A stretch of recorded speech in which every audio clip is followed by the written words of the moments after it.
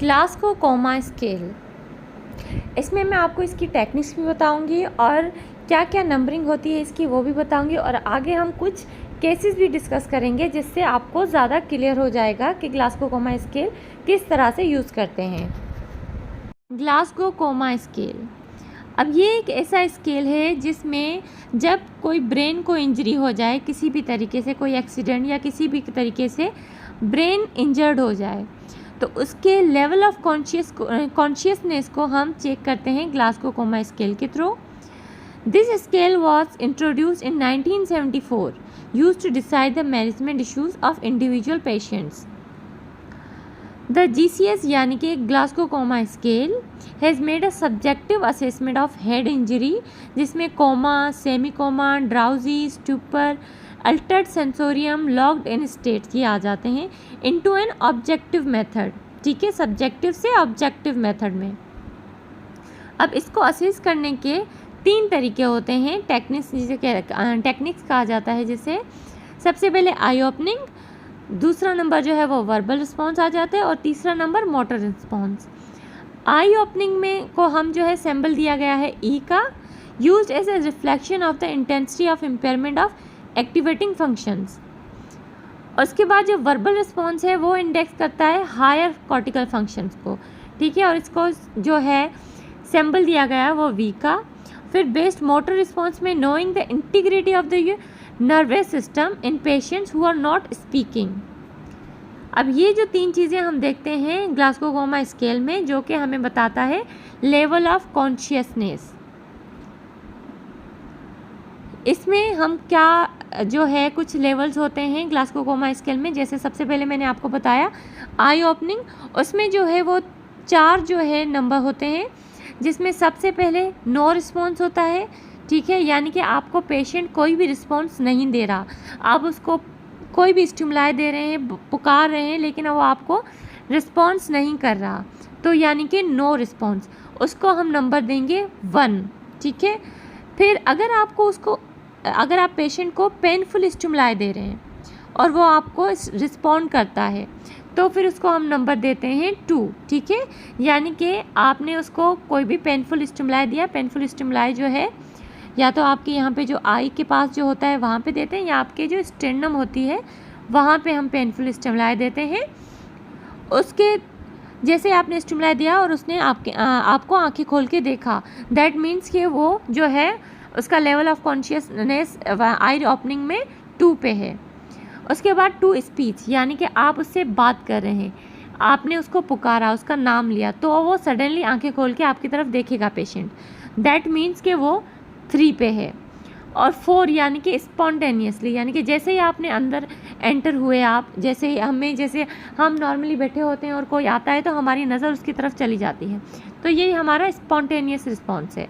अगर पेशेंट आपको spontaneous response दे रहा है तो ये जो है 4 नंबर पे होता है, और ये नॉर्मल होता है, यानी कि 1 सबसे सिवियर कंडीशन होती है ब्रेन इंजरी की, और फिर जो 4 है वो नो इंजरी, यानी कि नॉर्मल की तरफ जा रहा होता है।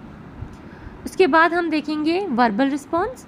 वर्बल रिस्पॉन्स पे 1 जो है वो सिवियर कंडीशन होती है, सिवियर ब्रेन इंजरी होती है, और 5 जो है वो नॉर्मल रिस्पॉन्स होता है। तो सिवियर इंजरी में यानी कि आपको नो रिस्पॉन्स, आपसे कोई भी वो पेशेंट जो है वो बात नहीं कर रहा, उसको हम 1 कहेंगे। ठीक है, और अगर आप पेशेंट से कुछ पूछ रहे हैं लेकिन वो आपको टूटी फूटी साउंड्स दे रहा है, यानी कि आ या कुछ कहने की कोशिश कर रहा है लेकिन वर्ड्स कह नहीं पा रहा है, तो उसको हम क्या करेंगे 2 नंबर देंगे। उसके बाद जो है अगर पेशेंट टूटे फूटे अल्फाज कह रहा है, ठीक है, यानी कि मैं ग या ऐसे करके कुछ कह रहा है, तो हम उसको नंबर देंगे 3। उसके बाद अगर पेशेंट कंफ्यूज्ड है, यानी कि आपको बता रहा है, प्रॉपर बोल रहा है लेकिन कंफ्यूज्ड है, जैसे कि मैं कहाँ हूँ, या फिर ऐसे वैसे आप कौन हैं, या फिर ये यहाँ है, या टाइम कुछ उल्टा सीधा बोल रहा है लेकिन बोल रहा है, तो उसको हम कंफ्यूज यानी कि 4 नंबर देंगे।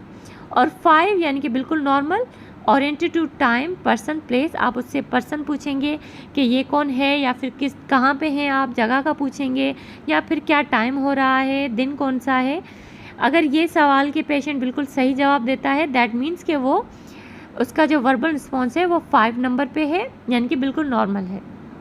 उसके बाद हम मोटर रिस्पॉन्स को देखेंगे। मोटर रिस्पॉन्स में जो है 1 है वो बहुत ही सीवियर ब्रेन इंजरी को शो करता है, जबकि 6 है वो नॉर्मल को शो करता है।